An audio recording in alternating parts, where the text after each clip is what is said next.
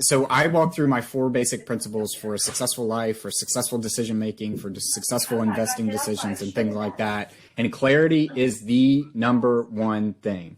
There's a famous quote out there: if you don't know where you're going, any road will take you there. And I think that is absolutely true. So it's important in life that you're very clear on what you want, what matters to you most, where you invest your times and things like that. Because ultimately, if you're not clear on that, then you might get distracted from one decision to another. So there's a slide I'll show that we think decisions are binary, which means there's a yes and there's a no. There's a black and there's a white. There's there's only 2 different decisions to make, but decisions are actually very complex. Sometimes when you make one decision, it leads you down a different road than if you would have made another decision. And what I want to tell people is that they should know where they want to go before those decisions come to them. Because if not, going back to the principles and tactics thing, you're going to blow whichever way the wind is blowing. And all of a sudden that might lead you down a road where you don't ultimately want to be.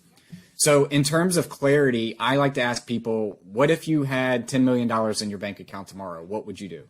What if you had $100 million in your bank account? What would you do? And I'm guessing, based off of the fact that somebody would be listening to this conversation, is they wouldn't go to Vegas and put it all on red, right? They wouldn't go sip pina coladas on a beach or things like that. I know growing up, my sister was mentally disabled and she loved participating in the Special Olympics. She had a heart of gold and things like that.